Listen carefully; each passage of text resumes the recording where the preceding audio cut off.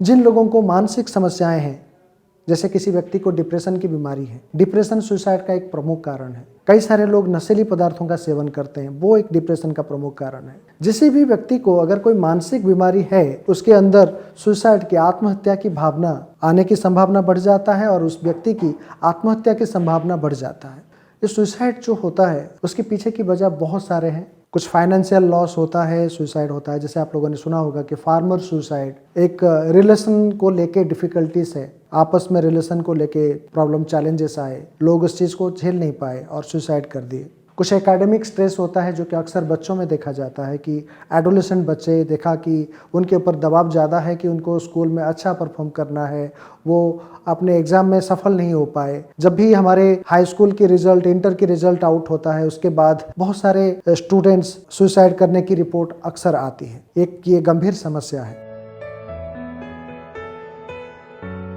Suicide को हम जरूर प्रिवेंट कर सकते हैं। ये सुसाइड की जो थॉट्स हैं, ये बहुत ही शॉर्ट लास्टिंग थॉट्स होते हैं। वो आपके दिमाग में आते हैं, किसी भी व्यक्ति के दिमाग में आते हैं, थोड़ी देर के लिए आते हैं और वो थोड़ी देर में वो इतना मजबूर महसूस करता है तो वो जाके सुसाइड कर लेता है या सुसाइड करने की, आत्महत्या करने की कदम उठाता है। अगर वो वक्त जो ट्रांजिएंट पीरियड है, वो छोटा सा समय है, उस टाइम को प्रॉपरली हैंडल कर लिया जाए तो सुसाइड को रोका जा सकता है। सुसाइड को प्रिवेंट करने के लिए सरकार ने कई सारे कदम उठाए हैं, बहुत सारे एनजीओ भी उसके ऊपर काम कर रहे हैं, कई सारे सुसाइड हेल्पलाइन ने सर्कुलेट किया गया है। अक्सर कहा जाता है अगर आपके मन में कोई गलत विचार आ रहा है, अपने आप को नुकसान पहुंचाने की ख्याल आ रहा है, तो अपने मन में वो ख्याल को ना रखिए, उसके ऊपर कोई कदम ना उठाइए, बल्कि ये बात को आप किसी दूसरों के साथ साझा करिए, दूसरों को बताइए। अगर आप ये चीज़ दूसरों के साथ शेयर करेंगे तो आपकी समस्या का हल हो सकता है, आपको मदद मिल सकता है, आपकी ज़िंदगी बच सकती है, आप जीवन में बहुत कुछ कर सकते हैं, आपको एक मौका मिल सकता है। तो ये सुसाइड हेल्पलाइन गवर्नमेंट ने वेरी रिसेंटली शुरू किया है। मैं ये अक्सर कहूँगा कि जो लोगों के मन में इस तरह का विचार आता है वो उस हेल्पलाइन की मदद ले सकते हैं और अपने परिवार वालों से या अपने घर वालों से, अपने दोस्तों से ये बात को बिल्कुल शेयर करें ताकि आपको तुरंत मदद मिल सकता है।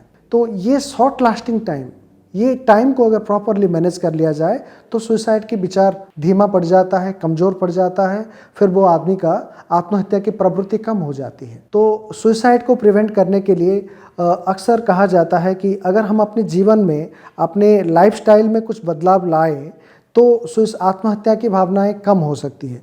जैसे अक्सर कहा जाता है कि पॉजिटिव लिविंग, पॉजिटिव थिंकिंग और पॉजिटिव लाइफ स्किल्स के बारे में अक्सर बात किया जाता है कि अक्सर आप लोगों ने, अब कुछ साल पहले एक मूवी भी आई थी उसके ऊपर, आप लोगों ने सुना होगा कि हम लोग अक्सर लोगों को, हमारे बच्चों को और दुनिया को, जितने भी लोग हैं उनको तैयार करते हैं कि अपने सक्सेस को कैसे डील किया जाए।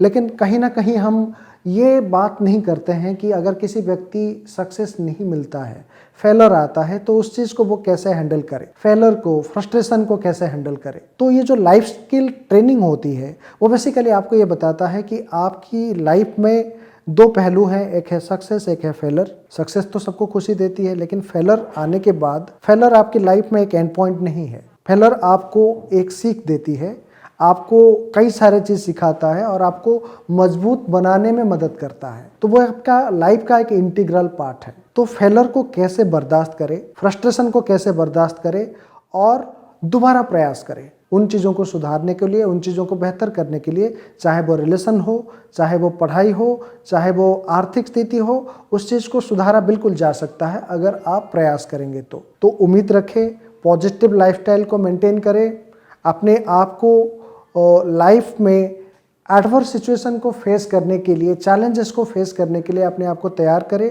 तो दुनिया में ये जो सुसाइड रिलेटेड इश्यूज हो रही है उसको हम लोग काफ़ी हद तक कंट्रोल कर सकते हैं। आत्महत्या एक बहुत बड़ी समस्या है।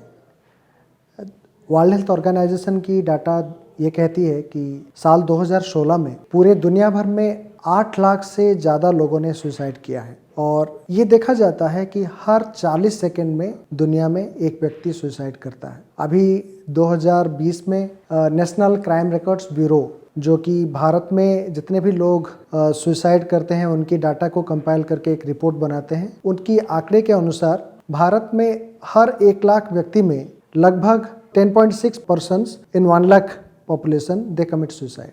अगर इस चीज़ को, इस आंकड़े को देखा जाए, रोजाना 380 से ज़्यादा व्यक्ति भारत में आत्महत्या करते हैं। तो उसको अगर हम लोग देखें तो हर 4 मिनट में लगभग एक व्यक्ति सुसाइड करता है।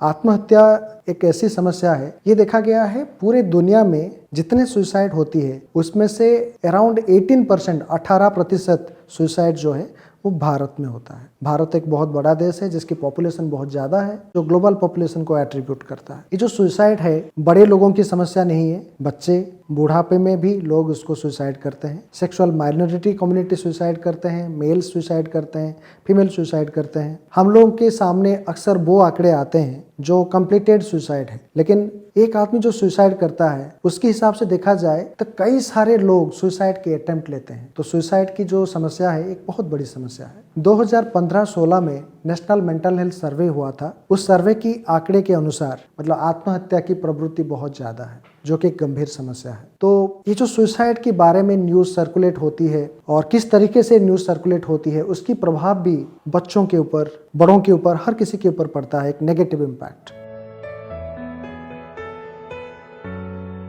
आप लोगों से यही सुझाव है मेरे, और मेरे तरफ से ये रिक्वेस्ट है, अगर किसी भी व्यक्ति को कोई मानसिक समस्या है तो उसको इग्नोर ना करें। सबसे बड़ी खतरा है कि उस व्यक्ति की मानसिक समस्या अगर बनी रही तो आत्महत्या की प्रवृत्ति आ सकता है और वो व्यक्ति अपना जान गंवा सकता है। तो मानसिक बीमारी को तुरंत इलाज करें। कोई व्यक्ति अगर स्ट्रेस में जा रहा है तो उसके साथ बात करें, उसकी परेशानियों को समझने की कोशिश करें, उसको मदद करने की कोशिश करें। अगर कोई व्यक्ति अपने जीवन में कोई भी चीज़ को लेकर परेशान है, वो अपनी बातों को अपने दिल में ना रखे, वो और लोगों के साथ उसको साझा करे और लोगों के साथ इस चीज़ को बांटे, अपने हेल्प के लिए कोशिश करे, तो उसको सॉल्यूशन मिल सकता है, उसको हेल्प मिल सकता है, उसकी ज़िंदगी बेहतर हो सकती है। तो अगर आपकी परिवार में, आपके आसपास में अगर कोई ऐसा व्यक्ति है जिसकी बातचीत, व्यवहार से आपको लगता है कि वो तनाव में है, परेशान में है, या वो कुछ दिन पहले या अपने आप को नुकसान पहुंचाने की कोशिश किया है, तो ज़रूर उसकी साथ दें, ज़रूर उससे बात करें और ज़रूर उसको मदद पहुंचाने के लिए उसको डॉक्टर या साइकियाट्रिस्ट या साइकोलॉजिस्ट के पास लेके जाए।